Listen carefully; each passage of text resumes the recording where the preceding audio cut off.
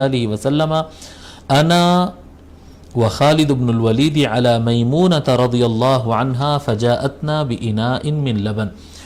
دو شخصیات کے بارے میں پہلے لکھ لیجئے، پھر ہم یہ حدیث شریف پڑھتے ہیں۔ نام ایک جو آیا ہے خالد بن الولید، خالد بن الولید بن المغیرہ المخزومی القرشی۔ پھر سے کہتا ہوں، خالد بن الولید بن المغیرہ المخزومی القرشی۔ آرمی کمانڈر رہے ہیں آپ۔ اسلام لانے سے پہلے جو جنگ احد میں جو مسلمانوں کو نقصان ہوا تھا وہ پلاننگ، کیونکہ کفار کی طرف سے خالد بن الولید کفار کی طرف سے آئے تھے، تو ان کی اسٹریٹجی کی وجہ سے وہ مسلمانوں کو نقصان ہوا تھا۔ ان کی اسٹریٹجی بھی تھی، مسلم سولجرز کی بھی وہاں پر غلطی تھی، جس کی وجہ سے مسلمانوں کو بڑا نقصان ہوا تھا۔ لیکن بعد میں وہ صلح حدیبیہ کے بعد وہ اسلام قبول کیے اور مدینہ کی طرف ہجرت کیے، اور کیا کہتے ہیں فتح مکہ میں وہ شریک رہے، اور پھر اس کے بعد سے جو ہے فتح مکہ کے بعد سے نبی اکرم صلی اللہ علیہ وآلہ وسلم کے لشکر میں ہمیشہ فرنٹ لائن کے سپاہی بنے رہے، اور بہت بڑے کمانڈر بنے آگے چل کر، یعنی جنگ مؤتہ وغیرہ سے آپ ایز اے کمانڈر رول کرنے لگے، اور حضور صلی اللہ علیہ وسلم ان کو سامنے رکھتے۔ اللہ کے رسول صلی اللہ علیہ وآلہ وسلم آپ کو سیف من سیوف اللہ فرمایا ہے، اللہ کی تلواروں میں سے ایک تلوار۔ اس طرح سے اللہ کے رسول صلی اللہ علیہ وسلم نے ان کے بارے میں فرمایا کہ خالد بن الولید اللہ کی تلواروں میں سے ایک تلوار ہے فرمائے۔ اور آپ پوری زندگی آپ کی جہاد میں گزری ہے، لیکن آپ کو شہادت نہیں ملی، کیونکہ وہ کہتے تھے کیونکہ مجھے اللہ کے رسول نے اللہ کی تلوار کہا ہے، اس لیے مجھے کوئی توڑ نہیں سکتا، یعنی مجھے شہادت نہیں ملے گی۔ اور تقریباً بتایا جاتا ہے کہ آپ 100 کے آس پاس آپ جنگیں لڑے ہیں، 100 کے آس پاس وارز میں آپ شریک رہے، یعنی پوری زندگی اسی میں رہے۔ اور مدینہ شریف میں آپ کا انتقال ہوا سن 21 ہجری 21 ہجری کو آپ کا انتقال ہوا، 21 ہجری کو حضرت خالد بن ولید رضی اللہ عنہ کا انتقال ہوا۔ دوسری شخصیت جو یہاں پر خالد بن الولید کے بعد ایک نام آ رہا ہے، میمونہ، یہ ام المؤمنین ہے، ام المؤمنین میمونہ بنت الحارث، میمونہ بنت الحارث۔ آپ ام المؤمنین ہیں، یعنی رسول اکرم صلی اللہ علیہ وآلہ وسلم کی بیوی ہے، اور رسول اکرم صلی اللہ علیہ وآلہ وسلم کی آپ سب سے آخری بیوی ہے۔ حضور صلی اللہ علیہ وآلہ وسلم جو جتنے بھی نکاح فرمائے ہیں، سب سے آخر میں جس سے شادی کیے وہ میمونہ بنت الحارث ام المؤمنین رضی اللہ عنہا ہے، اور آپ کا انتقال 51 ہجری کو ہوا، 51 ہجری کو ام المؤمنین میمونہ بنت الحارث رضی اللہ عنہا کا انتقال ہوا۔ ٹھیک ہے، تو حضرت عبداللہ ابن عباس رضی اللہ عنہما روایت فرماتے ہیں، کہتے ہیں کہ میں رسول اکرم صلی اللہ علیہ وآلہ وسلم کے ساتھ میں اور خالد بن ولید ہم دونوں مل کر ام المؤمنین میمونہ رضی اللہ عنہا کے پاس گئے، فجاءتنا باناء من لبن۔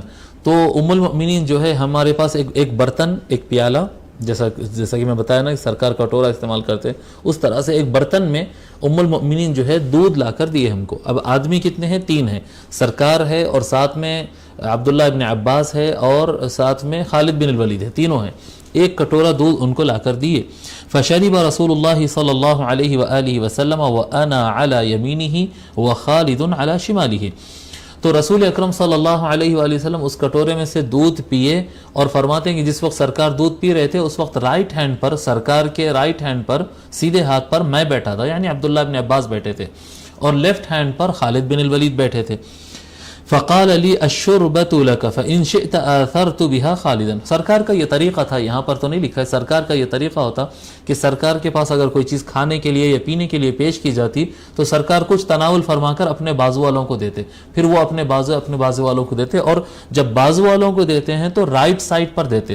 یہ سنت ہے حضور صلی اللہ علیہ وسلم کی کہ آپ کے رائٹ اور لیفٹ پر دو طرف بھی اگر آدمی ہو تو آپ پہلے رائٹ ہینڈ پر جو ہو ان کو دے، اور وہ اپنے رائٹ والے کو دے، یہ مسنون طریقہ ہے یہ۔ ٹھیک ہے، تو کہتے ہیں کہ حضور صلی اللہ علیہ وسلم تناول فرمائے، دودھ تھوڑا سا پیے، اس کے بعد فرمائے کہ اے ابن عباس، اے عبداللہ ابن عباس، اب یہ جو دودھ ہے یہ حق تو آپ کا ہے جی، اب نمبر تو آپ کا ہے، لیکن اگر آپ چاہے تو آپ اس کو اپنے حق کو قربان کر سکتے ہیں جی، آپ اپنے حق کو قربان کر کے اور خالد کو دے سکتے ہیں، حق تو آپ کا ہے کیونکہ آپ رائٹ ہینڈ پر ہے تو ملنا تو آپ کو چاہیے، لیکن آپ سیکریفائس کر سکتے ہیں اور حضرت خالد رضی اللہ عنہ کو دے سکتے ہیں۔ فقلت، حضرت عبداللہ ابن عباس یہ سرکار کے کزن ہوتے نا، ہے تو بالکل یعنی بیٹے کی عمر کے بالکل چھوٹے تھے لیکن تھے تو کزن، تو انہوں نے عرض کیا حضرت عبداللہ ابن عباس رضی اللہ عنہ، ما كنت لأوثر على سورك احدا، یا رسول اللہ آپ کا جو بچا ہوا ہے، آپ پینے کے بعد جو بچا ہوا ہے، اس چیز کو میں کسی کے لیے بھی سیکریفائس نہیں کر سکتا، یا رسول اللہ آپ پیے سو ہے، یہ اس میں کوئی کمپرومائز نہیں، کسی کے لیے سیکریفائس میں نہیں کروں گا، کسی کے لیے قربانی نہیں دوں گا، میں ہی پیوں گا۔ ثم قال رسول اللہ، یعنی پھر اس کے بعد اب آگے تو ہو گیا ہوگا، یہاں پر ذکر نہیں کہ پھر عبداللہ ابن عباس پیے ہوں گے، پھر بعد میں حضرت خالد پیے ہوں گے۔ ثم قال رسول اللہ صلی اللہ علیہ وآلہ وسلم، پھر رسول اکرم صلی اللہ علیہ وآلہ وسلم نے ارشاد فرمایا، من اطعمہ اللہ طعاما فلیقل اللہم بارک لنا فیہ واطعمنا خیرا منہ۔ رسول اکرم صلی اللہ علیہ وسلم نے فرمایا کہ جس کو اللہ تبارک و تعالی کوئی کھانے کے لیے کوئی فراہم کرے، اللہ تعالیٰ رزق عطا فرمائے، کھانے کے لیے فوڈ اس کو دے، تو بس اسے چاہیے وہ اس طرح سے کہے، کھانے سے پہلے اس طرح سے کہے، اللہم بارک لنا فیہ واطعمنا خیرا منہ، اے اللہ ہم کو اس چیز میں برکت عطا فرما جو تو نے کھانے کو عطا کیا، یہ جو کھانا دیا ہے اس میں تو برکت عطا فرما، وَأَطْعِمْنَا خَيْرًا مِّنْهُ، اور اس سے بہتر کھانا ہم کو عطا فرما۔ جب کھانا سامنے کسی کے پیش ہو تو دعا کرنا، یہ جو ہم دعا کرتے ہیں اللہم بارک لنا فیما رزقتنا وارزقنا خیرا منہ، اے اللہ ہم کو برکت عطا فرما اس چیز میں جو تو نے ہم کو رزق دے دیا ہے، وارزقنا خیرا منہ، اور اس سے بہتر بھی ہم کو رزق عطا فرمائے۔ تھوڑے سے مختلف الفاظ کے ساتھ وہی بات سرکار فرما رہے ہیں کہ اللہ جو تو ہم کو عطا فرمایا ہے اس میں برکت عطا فرما، وَأَطْعِمْنَا خَيْرًا مِّنْهُ، اور اس سے بہتر کھانا ہم کو عطا فرما، وَمَنْ سَقَاهُ اللَّهُ عَزَّ وَجَلَّ لَبَنًا، اور جس کو اللہ تبارک و تعالی نے دودھ رزق میں عطا فرمایا ہے، دودھ عطا فرمایا ہو، فَلْيَقُلْ اللَّهُمَّ بَارِكْ لَنَا فِيهِ وَزِدْنَا مِنْهُ، تو اسے چاہیے کہ وہ کہے کہ اے اللہ ہم کو اس دودھ جو تو نے عطا فرمایا، اس دودھ میں برکت عطا فرما، اس میں برکت عطا فرما، اور یہی چیز ہم کو بڑھ کر عطا فرما، وزدنا منہ، اور یہی چیز ہم کو اور مزید عطا فرما، اور ایکسٹرا عطا فرما، یعنی دودھ پیتے وقت اے اللہ اس سے اچھی غذا عطا فرما، اس طرح کی دعا سنت میں نہیں ہے۔ دودھ جب پیتے ہو، کوئی بھی چیز کھاتے ہو تو اللہ اس میں برکت عطا فرما اور اچھی چیز دے، لیکن دودھ اگر سامنے آئے تو اے اللہ اس میں برکت عطا فرما اور یہی چیز اور بڑھ کر عطا فرما۔ تو دودھ اور دودھ والی ایٹم جو سے ہوتی دودھ ہوتا ہے، اب وہ بھلے بکری کا دودھ ہو، گائے کا دودھ ہو یا اس طرح سے، اور پھر دودھ کے جو دوسری چیزیں ہوتی ہیں جیسا دودھ ہے یا چھاچھ ہے یا کیا کہتے ہیں لسی ہے، اس طرح کی جو چیزیں ہوتی ہے جی، بٹر ملک ہو یا لسی ہو، اس طرح کی جو چیزیں ہوتی جو دودھ والی ہوتی وہ دودھ کے ہی حکم میں رہیں گی۔ تو رسول اکرم صلی اللہ علیہ وآلہ وسلم جب حضرت عباس کو جب انہوں بول دیے کہ میں تو کسی کے لیے سیکریفائز نہیں کروں گا، یہ آپ کا بچایا ہوا ہے، یہ تو پہلے میں ہی پیوں گا، تو حضور صلی اللہ علیہ وآلہ وسلم دودھ پینے سے پہلے کی دعا ان دونوں صحابہ کو، حضرت عبداللہ ابن عباس اور خالد بن الولید دونوں کو سکھا دیا۔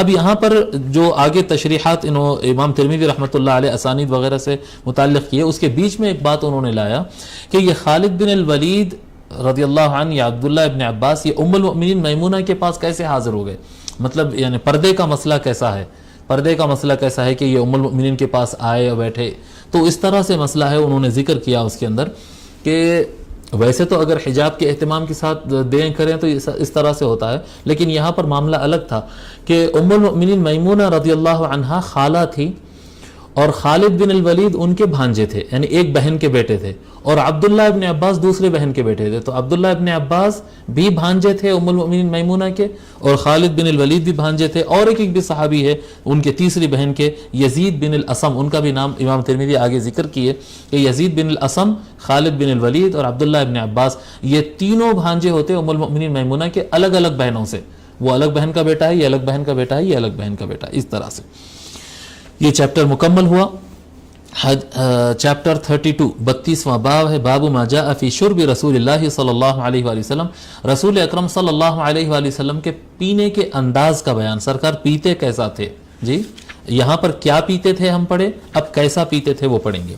हदीस नंबर 206 206 हदथना अहमद इब्न मनीअ क़ाल हदथना हुशैम क़ाल हदथना आसिम अल-अहवल व मुगीरत अन अश-शअबी अन इब्न अब्बास रज़ियल्लाहु अन्हुमा अन्न नबी सल्लल्लाहु अलैहि व आलिहि वसल्लम शरिब मिन ज़मज़म व हुवा क़ाइमुन। हज़रत अब्दुल्लाह इब्न अब्बास रज़ियल्लाहु अन्हुमा रिवायत फरमाते हैं कि नबी अकरम सल्लल्लाहु अलैहि व आलिहि वसल्लम खड़े होकर जमजम का पानी पिए। जमजम के पानी में से, शरीबा मिन जमजम, जमजम में से पिए, यानी जमजम कुएं में से पिए। जमजम कुएं का नाम है असल में, उस कुएं की वजह से वो पानी का नाम भी जमजम हो गया, जमजम का पानी, यानी जमजम कुएं का पानी। तो रसूल अकरम सल्लल्लाहु अलैहि वसल्लम, पहले तो कुआं था, खुला कुआं रहता था, वहां पर लोग जाते थे, सेंधते थे और लेकर पानी पीते थे। आज अगर हम हरम शरीफ जाएंगे तो हमको कुआं नजर नहीं आता, सिर्फ पानी मिल जाता है, तो वो जमजम कुएं का ही पानी होता है।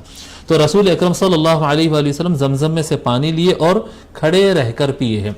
जमजम का पानी खड़े रहकर पीना सुन्नत है, और अगर कोई बैठ के पी लिए तो जायज़ है, उसमें कोई गुनाह नहीं है, कोई गुनाह नहीं है। उसके बिल्कुल बरअक्स दूसरे पानी का मसला है, दूसरे पानी का मसला है कि सादा पानी, जमजम के अलावा जो दीगर पानी होता है, वो पानी अगर बैठ के पियो तो सुन्नत है, और अगर खड़े रहकर पी लो तो हुजूर सल्लल्लाहु अलैहि वसल्लम ने वैसा भी पिया है।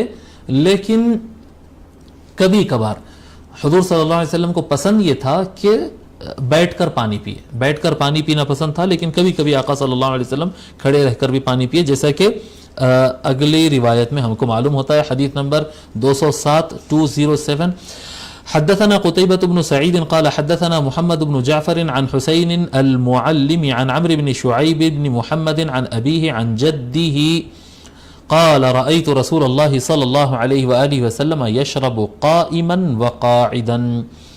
हदीस के तर्जुमे से पहले इस हदीस के रावी के बारे में लिखते हैं, अम्र बिन शुअैब रिवायत करते हैं अपने वालिद से। अम्र बिन शुअैब अपने वालिद से। अम्र बिन शुअैब के वालिद कौन हुए? शुअैब। शुअैब अपने दादा से रिवायत करते, शुअैब अपने अब्बा से नहीं कर रहे हैं, शुअैब अपने दादा से रिवायत कर रहे हैं। वो कौन है?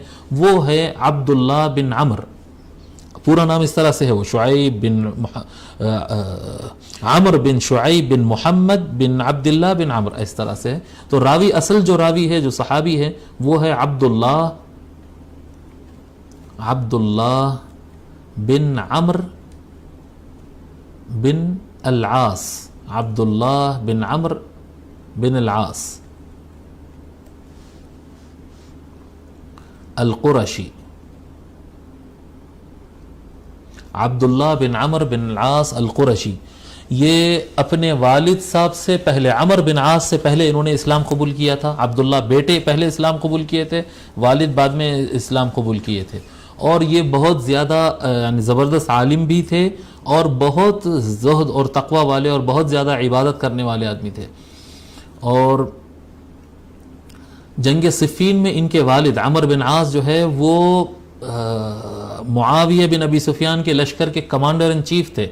मुआविया बिन अबी सुफियान का लश्कर जो मौला अली की मुखालिफत में जंग कर रहा था जंग सिफ़ीन में, उसके कमांडर इन चीफ अमर बिन आस थे, और बाद में यानी वज़ीर आज़म का भी मौक़िफ़ था उनका।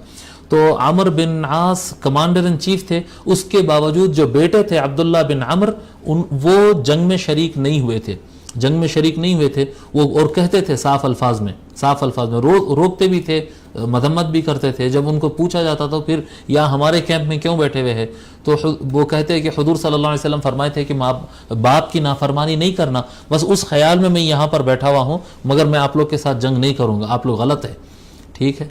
और 63 हिजरी में अब्दुल्लाह बिन अम्र बिन अल-आस, अब्दुल्लाह बिन अम्र का इंतकाल 63 हिजरी में हुआ। तो हज़रत अब्दुल्लाह बिन अम्र रज़ियल्लाहु ताला अन्हु रिवायत फरमाते हैं, कहते हैं कि मैं रसूल अकरम सल्लल्लाहु अलैहि। अच्छा, एक बात ये भी है कि वो जंग में शरीक नहीं थे, लेकिन उसके बाद के ज़माने में उस पर भी तौबा करते थे कि मैं उनके कैंप में बैठा भी क्यों जी, मुझे चाहिए था कि मैं अली के कैंप में रहूं और अली के कैंप में रहकर जिहाद करूं, अली के कैंप में रहकर जिहाद करूं।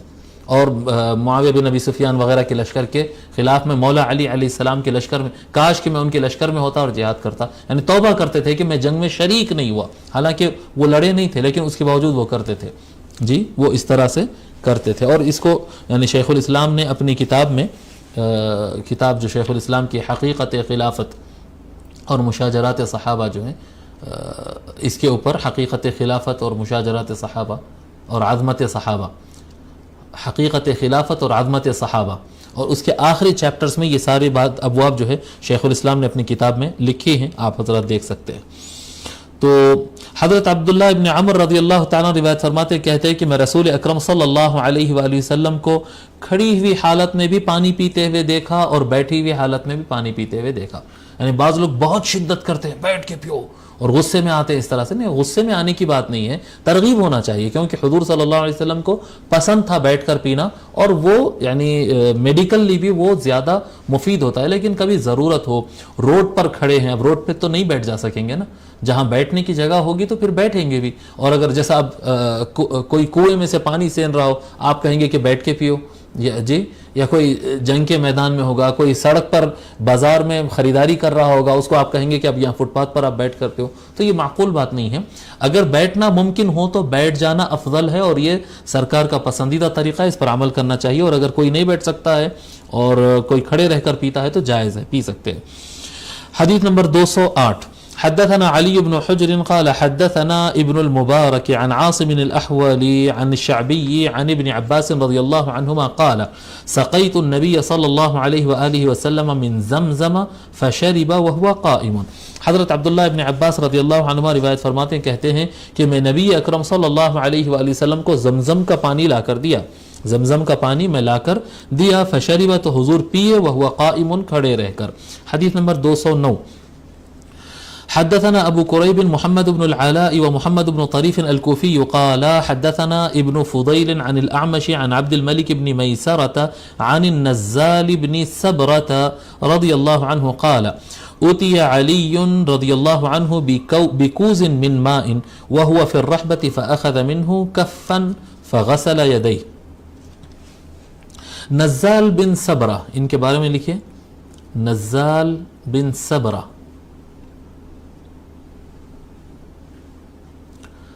نزال بن سبرہ الہلالی، نزال بن سبرہ الہلالی، ان کے بارے میں کہا جاتا ہے کہ یہ نبی اکرم صلی اللہ علیہ وآلہ وسلم کو دیکھے ہیں لیکن سرکار سے سنے نہیں، یعنی باضابطہ ایسا ملاقات نہیں ہے، دور سے حضور صلی اللہ علیہ وآلہ وسلم کو دیکھے، اور پھر بعد میں یہ کوفہ جا کر وہاں پر رہ گئے تھے، اور کوفہ کے رہنے والے تھے، اور ان کی تاریخ وفات مجھے نہیں ملی۔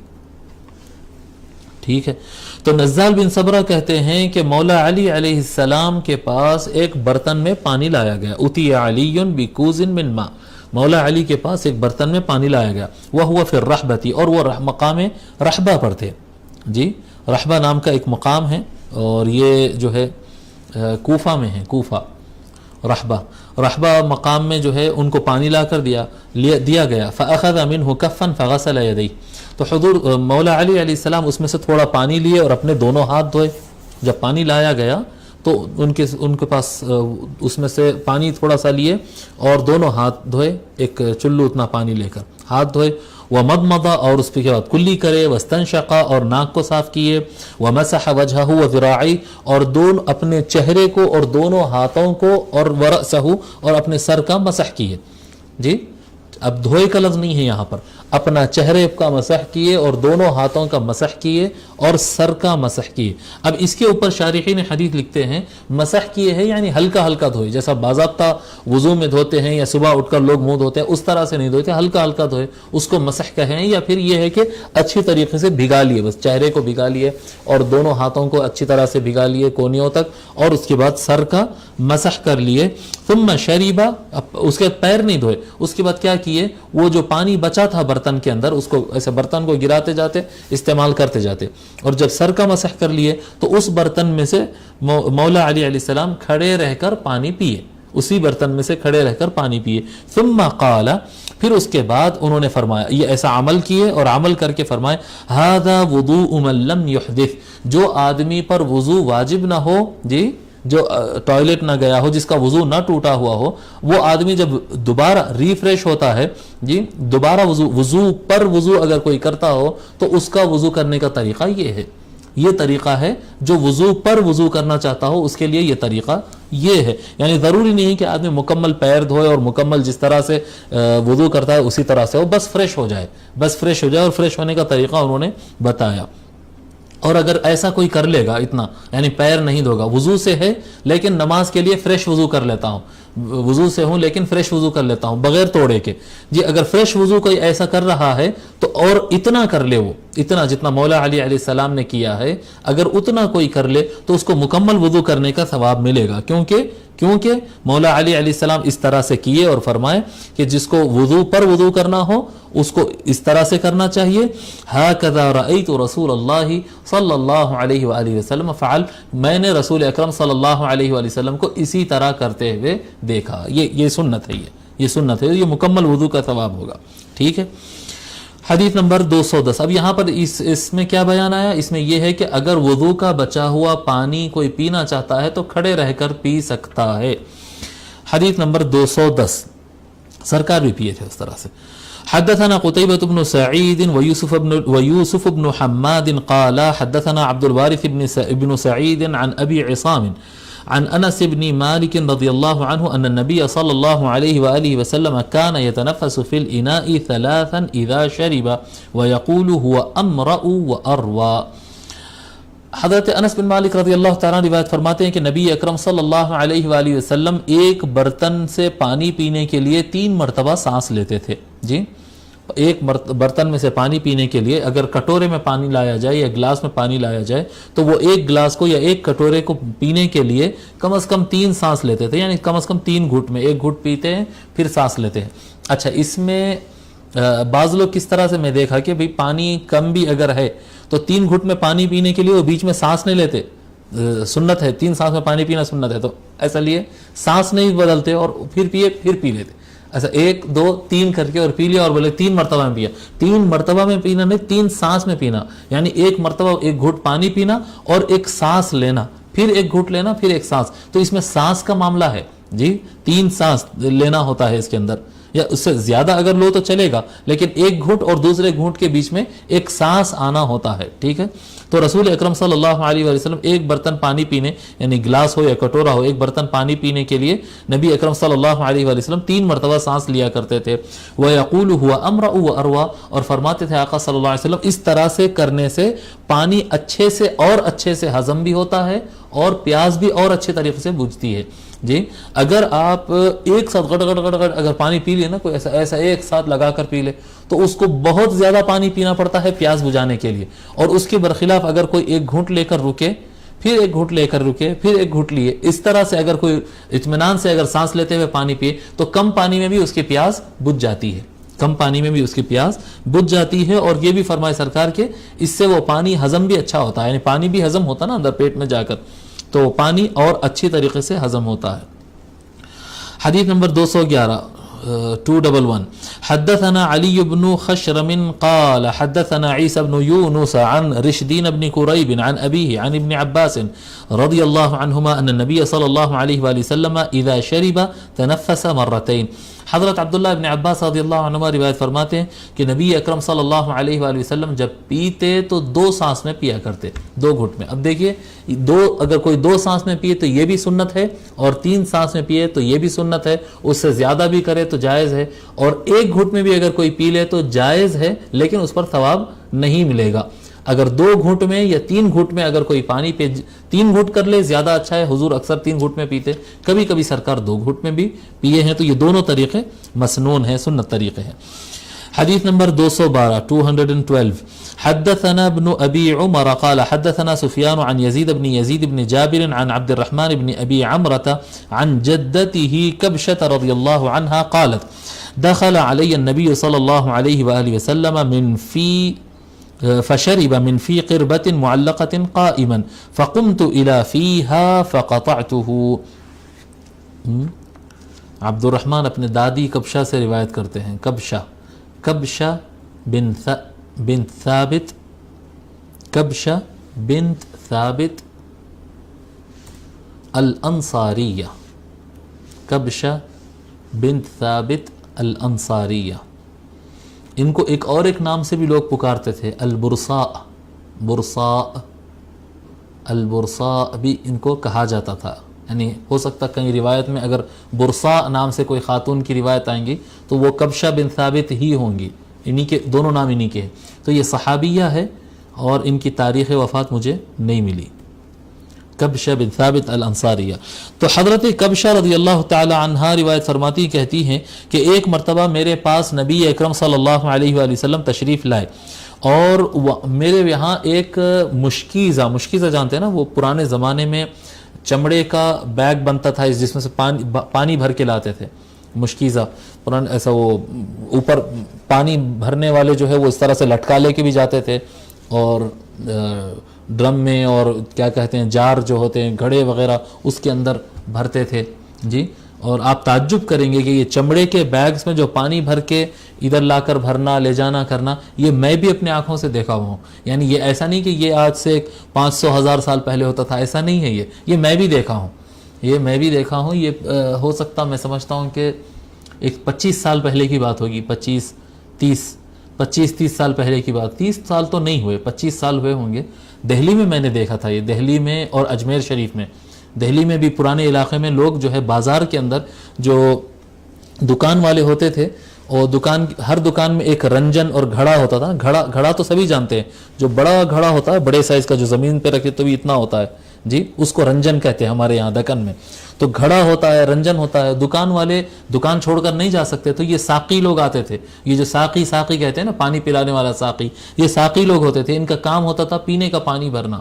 تو یہ لوگ تالاب سے یا کنویں سے یا جہاں پر بھی پانی ہوتا وہاں جاتے تھے. یہ سرکاری نل ہوتا وہاں پر جاتے. میں جو دیکھا وہ وہاں سے وہ پورا اپنا مشکیزہ بھرتے. وہ مشکیزہ میں سمجھتا ہوں تقریباً 3 فٹ کا 3-3.5 فٹ کا تو ایسا بیگ ہوتا تھا، بڑا چمڑے کا ہوتا تھا، بکرے کے چمڑے کا بنا ہوا، وہ سلا ہوا ہوتا تھا اتنا بڑا، اور اس میں سے ایک قطرہ پانی باہر نہیں گرتا، ایک دم صاف. اوپر ایسا ایک ڈاٹ ہوتا تھا اس کا لکڑی کا، وہ ٹائٹ کر دیتے تھے اس کے منہ کو اور بھر کر لاتے. اور یہ بڑا مشکیزہ بھر کر لاتے، وہ ڈاٹ نکال کر پھر جو ہے اس میں گھڑوں کے اندر اس کے اندر بھر کر جاتے تھے. ان کی کچھ فیس ہوتی تھی، ایک مرتبہ بھرنے کا 1 روپیہ 8 آنے، اس طرح سے کچھ ہوتے تھے. یہ میں دیکھا.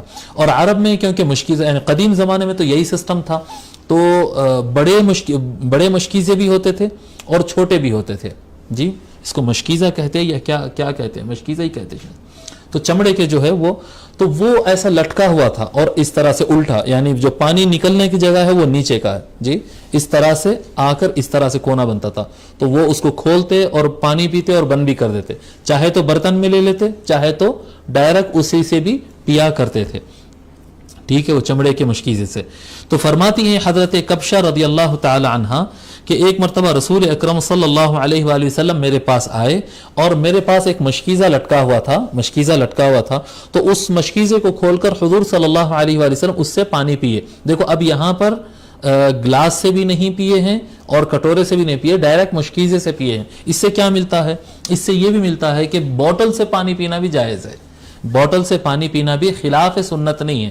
ہاں محفل جس طرح کی ہو، اب محفل میں سب گلاسز وغیرہ سب رکھے ہوئے ہیں اور ایک سلیقہ مند محفل چل رہی ہے، وہاں پر آپ جگ سے یا بوٹل سے پانی پی رہے ہیں تو یہ یعنی وہاں کی تہذیب کے خلاف ہوگا، نہیں کرنا چاہیے.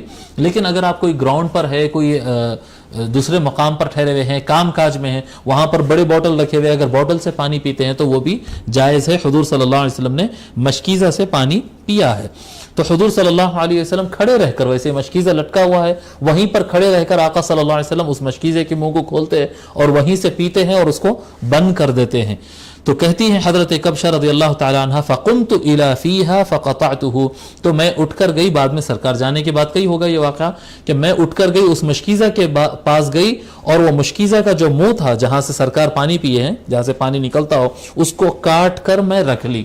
کیونکہ سرکار کے ہونٹ مبارک اس کو لگے تھے تو پھر وہ برکت کے لیے پورا مشکیزہ تو اٹھا کے رکھنا شاید زیادہ دن نہیں رکھ پائیں گے، تو پھر وہ میں اس کا منہ کاٹ کر اپنے پاس خاص طور پر رکھ لی تھی کہ یہ برکت والی چیز مجھ کو مل گئی. فقمت الی فیہا فقطعته، اس مشکیزہ کے منہ کے پاس میں گئی اور اس کو کاٹ لی. ٹھیک ہے.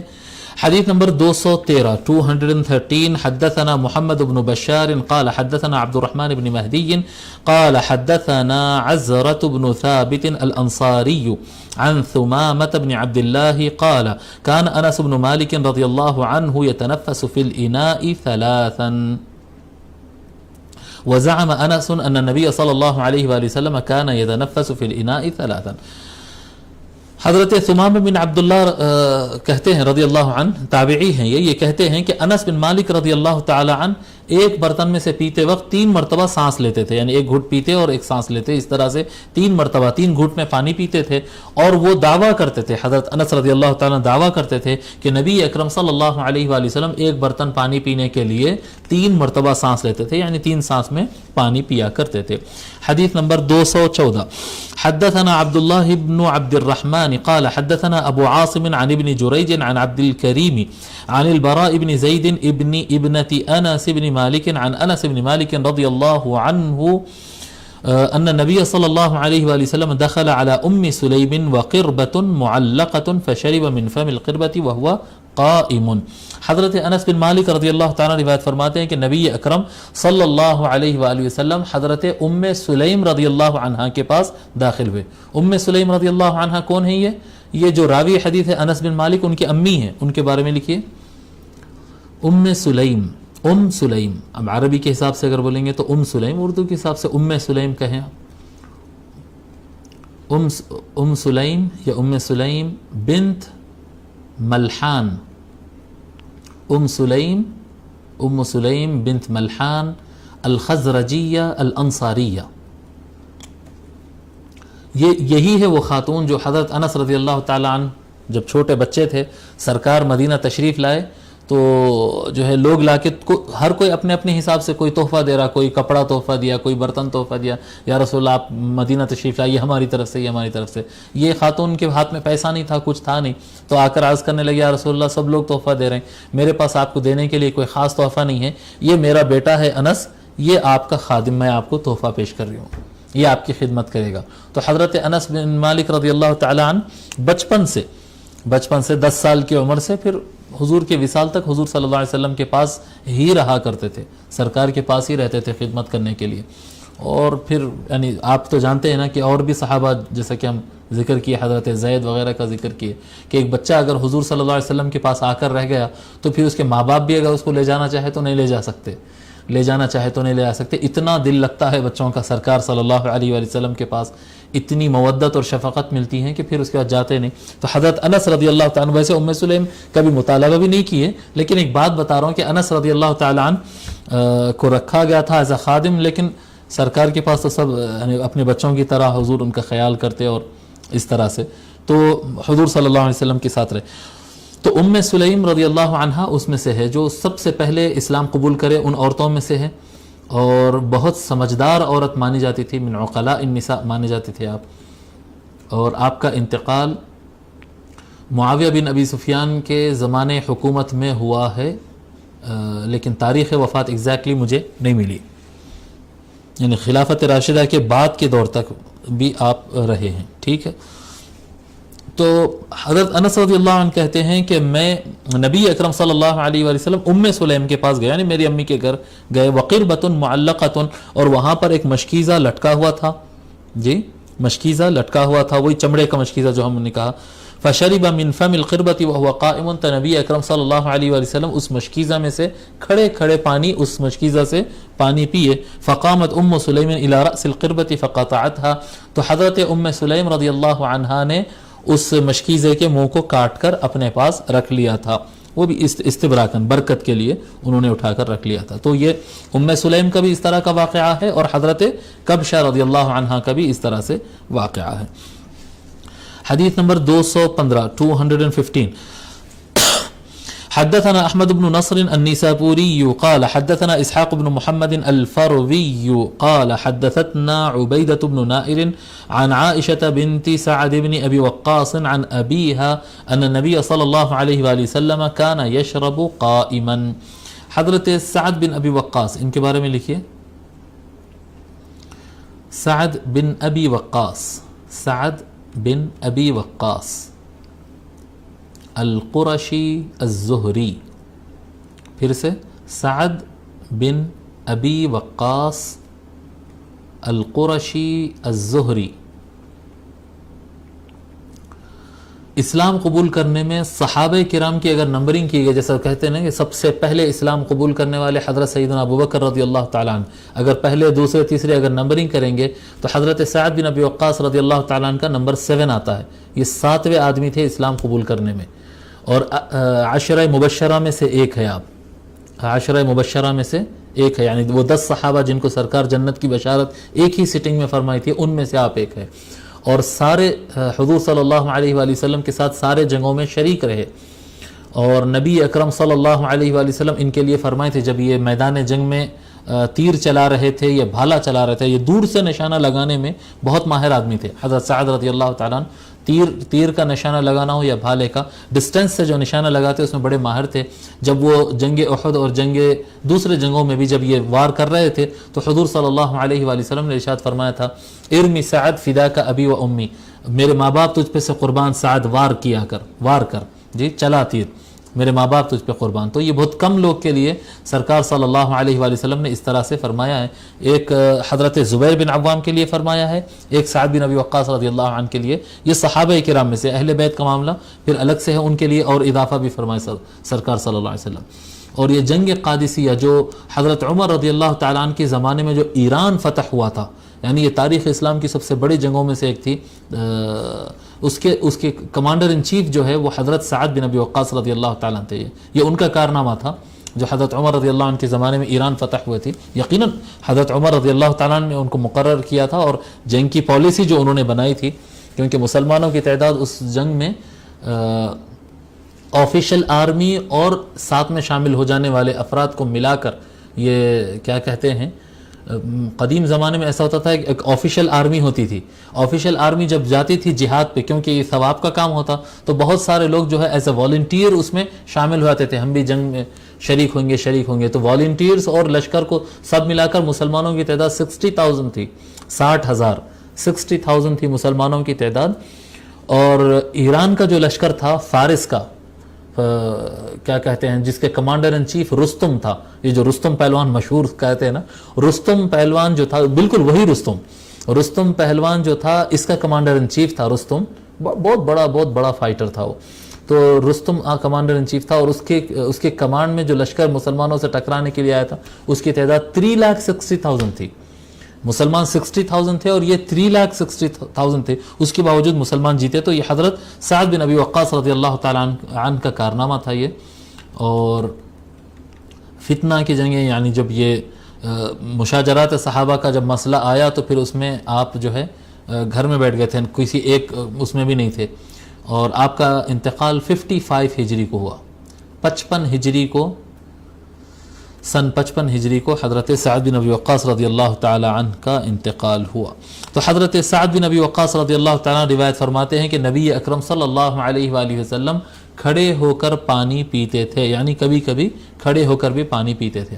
حضور صلی اللہ علیہ وآلہ وسلم اکثر بیٹھ کر ہی پیا کرتے تھے، لیکن جب کبھی حضور کو کوئی دیکھ لیتا کہ حضور کھڑے رہ کر بھی پیے ہیں تو اس کو اسپیشلی روایت کے طور پر بیان کرتے. جیسا کہ ہم بتائے کہ حضور صلی اللہ علیہ وسلم کے کھانے سے متعلق اب ہم حدیثیں پڑھے کہ سرکار مرغی کا گوشت کھائے، سرکار کو بکری کا ہاتھ پیش کیا گیا، سرکار کے پاس یہ لایا گیا. یہ جو روایتیں آ رہی ہے اس کا مطلب یہ ہے کہ یہ روایتوں کے علاوہ جو ٹائم ہوتا اس میں حضور صلی اللہ علیہ وسلم کے پاس یہ سب کچھ نہیں آتا. یعنی عام طور پر سرکار کا کھانا بالکل معمولی ہوتا ہے، یعنی معمولی مقدار کے اعتبار سے، یعنی صرف کھجور کھا لیے، کھیرا کھا لیے، دودھ پی لیے، اس طرح سے ہوتا تھا. اور کبھی کبھی روٹی آتی اور بہت کبھی کبھی ان کے پاس گوشت آتا تو وہ روایت بنتی. اسی طرح سے سرکار صلی اللہ علیہ وسلم، اب یہ 2 4 5 روایتیں آپ کو ملیں گے کہ سرکار کھڑے رہ کر پیے، تو وہ 2 4 5 وہ سرکار کھڑے رہ کے پیے جس سے جواز معلوم ہو جاتا ہے.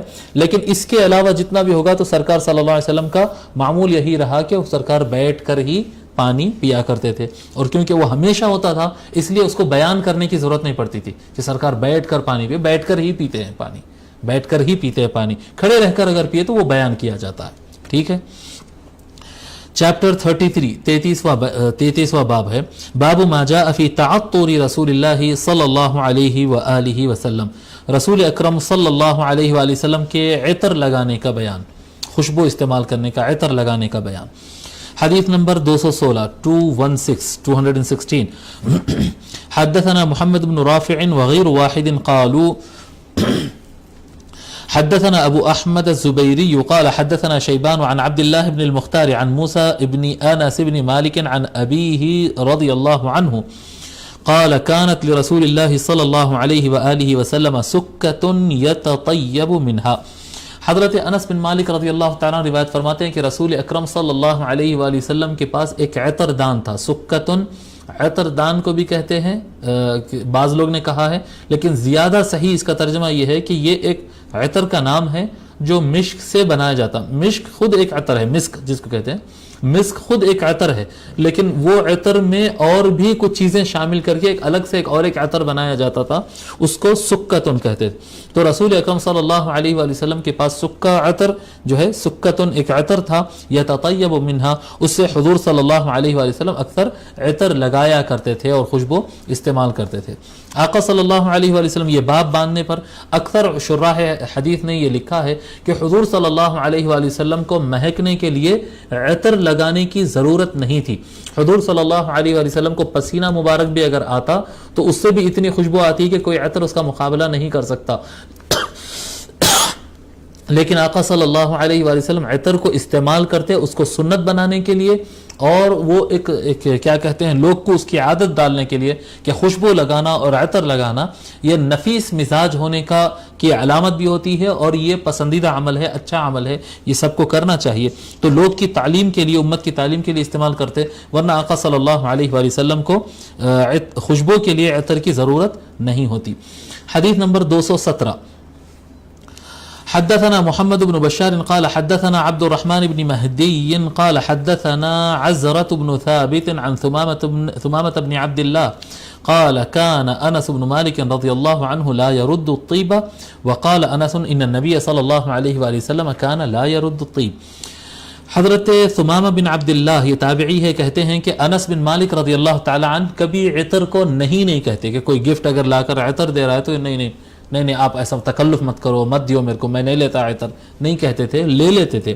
عطر اگر کوئی گفٹ کرتا ہے تو لے لیتے, اور یہ لیتے تھے اور کہتے تھے کہ نبی اکرم صلی اللہ علیہ وآلہ وسلم کبھی عطر کو ریجیکٹ نہیں کیے, کبھی عطر کو, خوشبو کو آقا صلی اللہ علیہ وسلم رد نہیں کیے, ریجیکٹ نہیں کیے.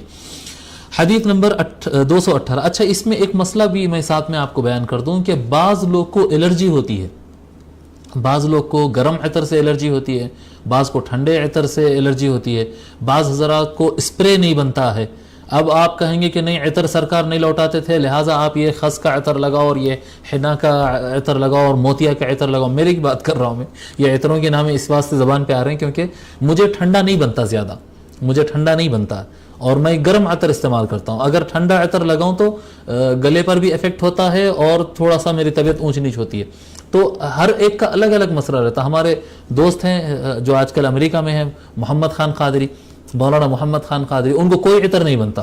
وہ اگر عطر لگا لے, وہ بہت بڑے قاری ہے, یعنی سر ہمارے حیدرآباد دکن کے مشہور ترین قراء میں سے اور سب سے اچھے قراء میں سے ایک قاری ہے. اگر ان کو عطر لگا دے تو پھر وہ مسئلہ ہو جاتا ان کے ساتھ. تو ایسا بعض لوگ کو ہوتا ہے, بعض لوگ کو اس طرح سے ہوتا ہے کہ ان کو عطر نہیں بنتا. تو نہیں بننے کی صورت میں آپ ان کو بولیں گے کہ نہیں سرکار عطر کو نہیں کہتے تھے, لگاؤ سو لگاؤ. نہیں, ایسا نہیں ہے, ایسا نہیں ہے. نارمل حالات میں بنا ریزن کے اس کو رد کرنا نہیں ہوتا ہے, اس کو قبول کر لینا چاہیے, لے لینا چاہیے, لگا لینا چاہیے, ٹھیک ہے, اس طرح سے. اور اگر کسی کو الرجی وغیرہ ہے, کوئی عطر پیش کرا تو سنت کی ادائیگی کے لیے لے لے, کیونکہ سرکار رد نہیں کرتے تھے, لگائے نہیں, ٹھیک ہے. تو الرجی وغیرہ ہو یا اس طرح کا کوئی مسئلہ ہو تو ایک الگ صورتحال ہے, ورنہ عام طور پر حضور صلی اللہ علیہ وآلہ وسلم رد نہیں کرتے, ٹھیک ہے. حدیث نمبر 218. حدثنا قتيبة بن سعيد قال حدثنا ابن أبي فديك عن عبد الله بن مسلم بن جندب عن أبيه عن ابن عمر رضي الله عنه قال قال رسول الله صلى الله عليه وآله وسلم ثلاث لا ترد الوسائد والدهن واللبن. حضرت عبداللہ ابن عمر رضی اللہ تعالیٰ روایت فرماتے ہیں کہ رسول اللہ صلی اللہ علیہ وآلہ وسلم نے فرمایا, 3 چیزیں ایسی ہیں جن کو رد نہیں کیا جاتا, نہیں کیا جانا چاہیے. 3 چیزیں ایسی ہیں جن کو رد نہیں کرنا, ریجیکٹ نہیں کرنا. 3 چیزیں کیا ہے؟ الوسائد, تکیہ اگر کوئی پیش کرے تو اس کو نہیں کہنا. اس کا مطلب یہ نہیں کہ تکیہ لے کے چلے جانا, تکیہ دیا آپ شکریہ میں لے کے جا رہا ہوں. نہیں وہ ٹیک لگانے کے لیے اگر آپ کسی کے یہاں گئے یا آپ بیٹھے ہوئے ہیں کوئی لا کر بولا کہ تکیہ لے لیجئے, اگر کوئی یہ اعزاز یہ کیا ہوتا ہے سامنے والے کو کوئی عزت دے رہا ہے آپ کو, اگر کوئی دے رہا ہے تکیہ پیش کر رہا ہے تو آپ لے لیجئے, اس کا شکریہ ادا کر دیجئے. اور اگر آپ لے کے استعمال کریے, اور اگر آپ کو لگے کہ آپ سے بڑے لوگ محفل میں اور بیٹھے ہوئے ہیں اور تکیے سے ٹیک لگانا مناسب نہیں دکھ رہا تو آپ لے لیجئے, اس کے بعد پھر ان کو پیش کر دیجئے, آپ وہ تکیہ ان کو پیش کر دیجئے. بہرحال بہتر یہ ہے کہ آپ یعنی سرکار فرما رہے کہ اگر کوئی آپ کو تکیہ پیش کرے ٹیک لگا کے بیٹھنے کے لیے تو آپ وہ تکیے کو رد نہ کریں. والدہن, اور اسی طرح سے عطر تیل یعنی خوشبو کا تیل, اگر عطر آپ کو کوئی پیش کرے تو اس کو آپ رد نہ کریں. واللبن, اور دودھ اگر آپ کو کوئی پیش کرے تو آپ رد نہیں کرنا, اس کو لے لینا. تو عطر ہے, دودھ ہے اور تکیہ ہے, یہ تین چیزیں ایسی ہے جو رد نہیں کی جاتی, واپس نہیں کی جاتی. اور دودھ کا بھی اسی طرح سے مسئلہ رہے گا. بعض لوگ ایسے ہوتے ہیں کہ دودھ پی نہیں سکتے وہ, تو ان کے لیے اس سے ایگزمپشن رہے گا, وہ رد کر سکتے ہیں. لیکن یہ سب چیزیں قبول, اگر کوئی کسی کو پیش کرے اور یہ قبول کر لے تو یہ حضور کی سنت ہے, اور قبول کرنے پر بھی ثواب ملے گا. حدیث نمبر 219 حدثنا محمود بن غيلان قال حدثنا أبو داود الحفاري عن سفيان عن الجريري عن أبي نضرة عن رجل هو الطفاوي عن أبي هريرة رضي الله عنه قال قال رسول الله صلى الله عليه وآله وسلم طيب الرجال ما ظهر ريحه وخفي لونه وطيب النساء ما ظهر لونه وخفي ريحه. حضرت ابو ہریرہ رضی اللہ تعالیٰ عنہ روایت فرماتے ہیں کہ رسول اکرم صلی اللہ علیہ وآلہ وسلم نے ارشاد فرمایا کہ مردوں کا عطر وہ ہے جس کی خوشبو مہکتی ہو, خوشبو اس کی مہکتی ہو اور رنگ نظر نہیں آتا. یعنی اگر عطر لگائے یہاں پر یا گلے میں یا داڑھی پر یا کپڑوں پر اگر عطر لگائے تو اس کا رنگ دکھ کے نہیں آنا. مرد آدمیوں کا عطر کی خصوصیت کیا ہے کہ اس میں خوشبو اچھی رہنا اور رنگ نظر نہیں آنا. وطیب النساء ما ظہر لونہ وخفی ریحہ, اور عورتوں کا عطر اس طرح سے ہوتا ہے کہ اس کا رنگ ظاہر ہو, رنگ دکھ کر آئے, اور اس کی خوشبو دور تک نہ مہکے. جی خوشبو عورت ایسا عطر استعمال کرے جس کی خوشبو اگر مثال کے طور پر اس کا شوہر ہو یا اس کے قریبی رشتہ دار ہو, اس کے قریب آئیں تو اس کو وہ عطر کی خوشبو محسوس ہو, لیکن دور تک مہکنے والی جو خوشبو ہوتی ہے وہ عورتوں کو استعمال کرنے سے سرکار صلی اللہ علیہ وسلم نے فرمایا کہ اس طرح کے جو دور تک مہکنے والا جو عطر ہوتا ہے وہ عطر عورتوں کے لیے نہیں ہے, وہ عورتوں کے لیے نہیں ہے. اس سے ہوتا کیا کہ عام طور پر عطر جو ہے لوگ گھر سے نکلتے وقت, دعوت میں جاتے وقت, کوئی مسجد کو جاتے وقت اس طرح سے لگاتے ہیں. اگر عورت اس طرح کے عطر لگائے اور اس طرح سے گزرے تو وہ یعنی خوشبو کی وجہ سے آدمی پلٹ کر دیکھتا ہے. اور عورت اگر گھر سے نکلے یا غیر لوگ کے پاس اگر جائے تو اس کو اس طرح سے رہنا چاہیے کہ لوگ کی نظر اس طرف نہ پلٹے, لوگ کی نظر اس کی طرف نہ پلٹے, اس طرح سے رہنا چاہیے. یعنی ایسا کوئی کام نہیں کرنا جس کی وجہ سے آپ لوگ کا اٹینشن اپنی طرف کرتے ہو, نہیں کرنا چاہیے. اس میں عطر بھی شامل ہے, لباس بھی اس میں شامل ہے, عطر بھی اس میں شامل ہے, گفتگو بھی اس میں شامل ہے کہ ایسی گفتگو کر رہے ہیں کہ پوری محفل کے لوگ غیر لوگ جو ہے آپ کو پلٹ کر دیکھ رہے ہیں, اپنے کام سے کام کر لیے اور آگے نکل گئے. اس طرح سے خواتین کو اختیار کرنا چاہیے. تو عورت کا عطر وہ ہے جس کا رنگ دکھ کر آئے. رنگ دکھ کر آنا اس لیے فرما رہے ہیں کیونکہ جب عورت باہر نکلتی ہے تو وہ کوئی چادر, حجاب, برقع, اوڑھنی اس طرح کا لباس پہن لیتی ہے جی, جس کی وجہ سے اس کا جسم تو دکھے گا نہیں. تو پھر اگر وہ عطر استعمال کیے تو وہ دوسروں کو نظر نہیں آئے گا, نظر اسی کو آئے گا جس کو وہ دکھانا چاہے گی. ٹھیک ہے. اور البتہ مرد حضرات کے لیے رنگ والا عطر پسندیدہ نہیں ہے کہ ہاتھوں کو رنگنا, چہرے کو رنگنا, ڈیزائن ڈالنا اور یہ خوبصورتی لانا, یہ سب عورتوں کے لیے اللہ تعالیٰ نے رکھا ہے. مرد حضرات کو اس طرح سے نہیں کرنا چاہیے. بعض مرد حضرات تو شادیوں میں وہ مہندی کا بھی ڈیزائن ڈال لیتے ہیں. ہمارے ہندوستان میں بھی ہوتا ہے یہ, ہندوستان میں. عربستان میں تو بالکل نہیں ہے. البتہ بعض افریقن کنٹریز کا جو بالکل ویسٹرن ہے, موریتانیہ اور مراکش, جی موریکو وغیرہ جو کہتے ہیں, ان علاقوں میں یہ فیشن ہے کہ مرد حضرات کو بھی جو ہے مکمل ڈیزائن ڈالا جاتا ہاتھوں پہ, مگر یہ بالکل پسندیدہ نہیں ہے. ڈیزائن ڈالنا, رنگ لگانا اور خوبصورتی سے جی وہ کیا کہتے ہیں آئی شیڈز لگانا وغیرہ, یہ جو کلرز استعمال ہوتے ہیں عورتیں استعمال کرتی ہیں, بالکل ٹھیک ہے, مناسب ہے. مرد حضرات اس سے رنگ کا جو سجاوٹ ہوتی ہے اس سے احتیاط کریں اور دور رہیں. تو حدیث نمبر 220 حدثنا علي بن حجر قال أنبأنا إسماعيل بن إبراهيم عن الجريري عن أبي نضرة عن الطفاوي عن أبي هريرة رضي الله عنه عن النبي صلى الله عليه وآله وسلم مثله بمعنى. یہ سند ذکر کیا اور فرمائے کہ اسی طرح کی روایت ان سے بھی مروی ہے. حدیث نمبر 221 حدثنا محمد بن خلیفة وعمر وعمر بن علي قال حدثنا يزيد بن زريع قال حدثنا حجاج الصواف عن حنان عن أبي عثمان النهدي التابعي قال قال رسول الله صلى الله عليه وآله وسلم إذا أعطي أحدكم الريحان فلا يرده فإنه خرج من الجنة. حضرت ابو عثمان النہدی رضی اللہ عنہ بیان کرتے ہیں، یہ تابعی ہے ان کے بارے میں یہ روایت کرتے ہیں، یعنی یہ حدیث مرسل ہے، تابعی ڈائریکٹ حضور سے بیان کر رہے ہیں، حالانکہ یہ کوئی صحابی سے سنے ہیں لیکن صحابی کا ذکر نہیں کر رہے ہیں. کہتے ہیں کہ رسول اکرم صلی اللہ علیہ وآلہ وسلم نے فرمایا کہ تم میں سے کسی کو اگر ریحان دیا جائے، ریحان کہتے ہیں ہر وہ پتا، ہر وہ درخت، ہر وہ پھول، جی ہر وہ جھاڑ کی صفت کا آدمی، پودا جس میں سے خوشبو آتی ہو، گلاب کا پھول ہے یا کوئی اور پھول ہے جس میں سے خوشبو آتی ہے، جی موتیا ہوتی ہے وغیرہ، یہ پھول ہو یا پھر پتا ہو، مشموم وغیرہ نام کے سبزہ اس طرح سے پتے ہوتے ہیں کہ وہ پتوں میں سے خوشبو آتی ہے، ہر وہ جنس نبات اور پودا جو ہوتا ہے جس میں سے خوشبو آتی ہے اس کو ریحان کہتے ہیں. اگر تم میں کسی کو خوشبودار پودا دیا جائے، پھول وغیرہ پیش کیا جائے، فلا یردہ فانہ خرج من الجنہ، بس اسے چاہیے کہ وہ اس کو رد نہ کرے. کوئی آپ کو پھول پیش کر رہا ہے، آپ کہتے ہیں کہ میں نہیں، خوشبودار پتے آپ کو کوئی پیش کر رہا ہے تو میں نہیں لیتا، نہیں. حضور صلی اللہ علیہ وسلم فرمائے یہ رد کی جانے والی چیز نہیں ہے، وہ خوشبو ہے، ایکچوئل وہ خوشبو ہے تو اس کو اپنا لے لینا چاہیے، بس بے شک وہ جنت سے نکلا ہے.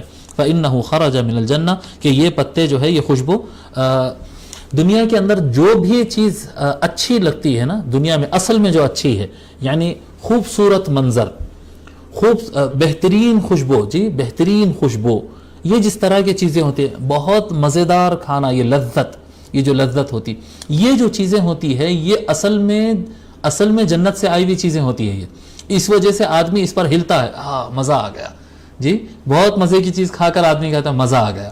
خوشبو آ کے بولتا ہے طبیعت جھومنے کو کر رہا ہے، کیا خوشبو ہے، جھومنے کو من کر رہا ہے. جی خوبصورت نظارہ دیکھتا ہے آدمی، ایک دم کیفیت میں آ جاتا ہے، واہ کیا چیز ہے یہ. جی خوبصورت کلام سنتا ہے، کلام جو شعر ہوتا ہے یا جو بھی ہے، الفاظ کا نسق جو ہوتا ہے، وہ اچھا کلام سنتا ہے تو ایک وجد کی کیفیت آتی ہے. تو یہ کیا، یہ وجد ہوتا کیا ہے، یہ چیز، یعنی آدمی اچھی چیز دیکھنے کے بعد یہ ہلتا کیوں، اچھلتا کیوں، یہ اچھلتا، یہ ہوتا یہ کہ روح بے چین ہوتی ہے اندر سے.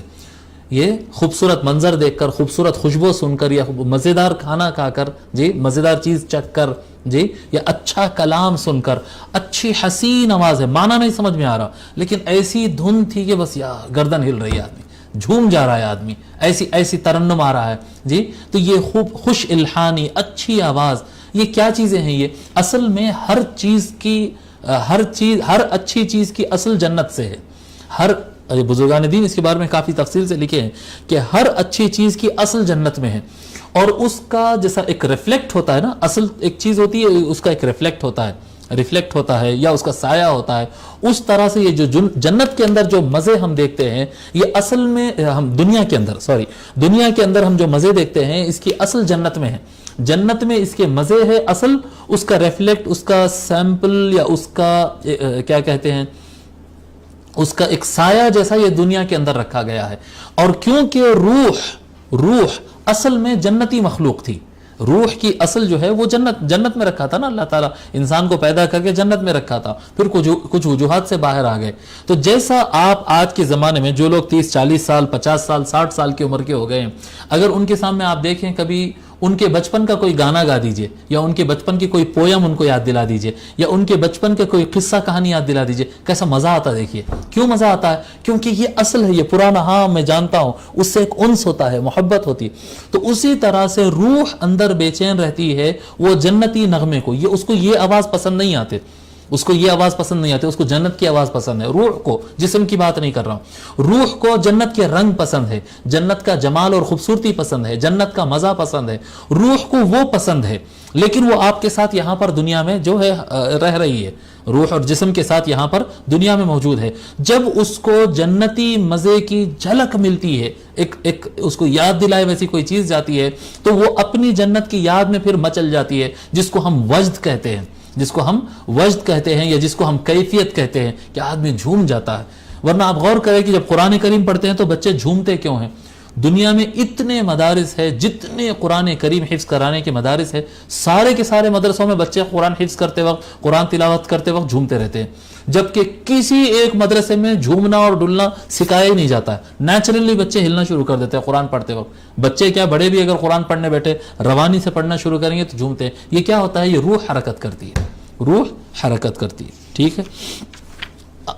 حدیث نمبر 222 حدثنا عمر بن اسماعیل بن مجالد بن سعید الحمدانی ببغداد قال حدثنا ابي عن بيان عن قيس بن ابي حازم عن جرير بن عبد الله رضي الله عنه قال عرضت بين يدي عمر بن الخطاب رضي الله عنه فألقى جرير رداءه. حضرت جریر، پہلے میں آپ کو یہ بتا دوں کہ یہ روایت کے بارے میں بزرگ شراح حدیث نے لکھا ہے، شارحین نے لکھا ہے کہ یہ ملحقات میں سے ہے، کاتبوں کی غلطی ہے. یہ مطلب یہ چیپٹر کی یہ حدیث نہیں ہے، یہ حدیث شریف اس چیپٹر کی نہیں ہے اور اس کا مضمون اس سے لنک نہیں ہو رہا. بعض لوگ اس کو زبردستی لنک کرنے کی کوشش کی لیکن وہ لنک نہیں ہوتا، وہ اس چیپٹر کا نہیں ہے، بلکہ یہ حدیث شریف اس کتاب میں کے مضمون سے متعلق نہیں ہے. لیکن قدیم زمانے کے نسخوں سے اب تک یہ کیونکہ اس کتاب کے اندر مل رہی ہے اس لیے ہم اس کو نکال نہیں سکتے، انشاءاللہ تعالی ہم پڑھ لیتے ہیں. لیکن یہ کاتبوں کی غلطی کی وجہ سے اس کتاب میں شامل ہو گئی ہوگی، یہی شارحین کا کہنا ہے. اس کے جو راوی ہے جریر بن عبداللہ، ان کے بارے میں لکھیے. جریر بن عبداللہ بن جابر البجلی، جریر بن عبداللہ بن جابر البجلی. یہ عام الوفود یعنی 9 ہجری کو یہ اسلام قبول کیے، 9ویں سال ہجرت کے 90 سال یہ اسلام قبول کیے. بہت اچھے آدمی تھے. یہ مکہ کے رہنے والے نہیں تھے، یعنی ان کو اسلام پہنچا دیر سے، ان تک اسلام پہنچا دیر سے، یہ خود سے آ کر اسلام قبول کیے. اور حضور صلی اللہ علیہ وسلم ان کو جو وہ حدیث شریف ہے نا کہ اگر کوئی قوم کا بڑا اگر آئے تو تم اس کو عزت دیا کرو، یہ حضرت جریر کے آنے پر ہی حضور صلی اللہ علیہ وسلم نے کیا تھا. یہ اپنے قوم کے بڑے مانے جاتے تھے، سردار مانے جاتے تھے، پجاری بھی مانے جاتے تھے.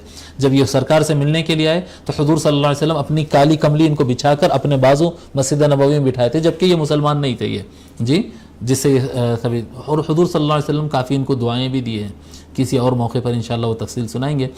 آپ کا انتقال 54 ہجری کو ہوا، 54 ہجری کو حضرت جریر رضی اللہ تعالی عنہ کا انتقال ہوا. جریر بن عبداللہ بن جابر البجلی رضی اللہ تعالی عنہ. ٹھیک ہے. تو حضرت جریر بن عبداللہ رضی اللہ عنہ کہتے ہیں کہ مجھے حضرت عمر بن خطاب رضی اللہ عنہ کے سامنے پیش کیا گیا. عمر بن خطاب رضی اللہ عنہ خلیفہ وقت تھے، اس وقت آپ خلیفہ، آپ سیٹ پر تھے، تو مجھے ان کے سامنے پیش کیا گیا. فَأَلْقَى جَرِيرٌ رِدَاءَهُ، تو حضرت جریر جو ہے اپنے جسم کے اوپر کی چادر اتار دیے. ایک تہبند ہوتا ہے جو کمر سے باندھتے ہیں، ایک اوپر سے جو چادر حلہ جس کو ہم بتائے تھے نا، تو اوپر سے جو چادر ہوتی ہے اپنے جسم پہ سے، باڈی پہ سے، وہ چادر اتار دیے. وہ مشا فی ازارن، اور صرف تہبند کے ساتھ آپ ان کے سامنے مارچ کیے. تو ہوا کیا، اس کے بارے میں شارحین لکھ رہے تھے کہ یہ آرمی کا سلیکشن ہو رہا تھا. حضرت جریر کے بارے میں ان کا فٹنس چیک اپ ہو رہا تھا. آرمی میں ہوتا ہے نا چیک اپ جو کرتے ہیں، تو وہ چیک اپ ہو رہا تھا. جب ان کو پیش کیا گیا، حضرت عمر ٹھہرے میں اور لشکر تیار ہو رہا تھا، جب جریر کی باری آئی تو یہ اپنی چادر اتارے اور ان کے سامنے مارچ کیے. فقال له خذ رداءک، حضرت عمر رضی اللہ تعالیٰ وہ مارچ کرنے کے بعد، چلنے کے بعد ان سے فرمائے کہ خذ رداءک، اپنی چادر لے لو، یعنی ہو گیا، ٹیسٹ ہو گیا، اپنی چادر لے لو اور اوڑھ لو. اس کے بعد حضرت عمر رضی اللہ تعالیٰ فقال للقوم، قوم سے جو دوسرے لوگ ٹھہرے تھے ان کی طرف پلٹ کر دیکھتے ہیں، ما رأیت رجلا احسن صورتا من جریر، جریر بن عبداللہ رضی اللہ عنہ سے زیادہ خوبصورت آدمی میں کسی کو نہیں دیکھا. بہت خوبصورت آدمی تھے. حضور صلی اللہ علیہ وسلم ان کے بارے میں فرمائے تھے کہ اتنے خوبصورت، ایسا لگتا ہے کہ ایک فرشتہ آیا ہے، ایسا کہتے تھے جی. ان کے اوپر فرشتے کی ایک جھلک ان کے اوپر ہے، فرماتے تھے. تو فرماتے ہیں الا ما بلغنا من صورت یوسف علیہ السلام. حضرت عمر رضی اللہ تعالیٰ عنہ کہتے ہیں کہ میں جریر سے زیادہ خوبصورت کسی آدمی کو نہیں دیکھا ہے سوائے یہ کہ جو حضرت یوسف علیہ السلام کے بارے میں ہم کو سنایا گیا کہ یوسف علیہ السلام ہی ان سے خوبصورت رہے ہوں گے. حضرت جریر سے زیادہ خوبصورت تو صرف حضرت یوسف علیہ السلام ہی رہے ہوں گے. اور یہاں پر حضور صلی اللہ علیہ وآلہ وسلم کی بات نہیں ہو رہی, کیونکہ آقا صلی اللہ علیہ وآلہ وسلم کے حسن کے بارے میں تو یہ بات طے ہے کہ وہ جمال جریر ہو, حضرت جریر کی خوبصورتی ہو, ان کے جمال ہو, یا جمال یوسف حضرت یوسف علیہ السلام کا جمال ہو, دونوں کی خوبصورتی اور جمال وہ رسول اکرم صلی اللہ علیہ وآلہ وسلم کے حسن و جمال کا صدقہ ہی ہے, انہی کی خیرات سے ان کا جمال لیا گیا سو ہے. تو یہاں پر چیپٹر مکمل ہوا, اور جیسے کہ میں بتایا دیکھیں آپ اس میں اس باب سے متعلق کوئی مضمون نہیں ہے. بہرحال 222 احادیث شریفہ ہماری آدھی سے زیادہ کتاب مکمل ہو گئی, اور انشاءاللہ تعالی ہم کل چیپٹر 34 اسٹارٹ کریں گے انشاءاللہ تعالی. وصلی اللہ تعالی وسلم علی خیر خلقہ سیدنا محمد وعلی آلہ وصحبہ اجمعین والحمد للہ رب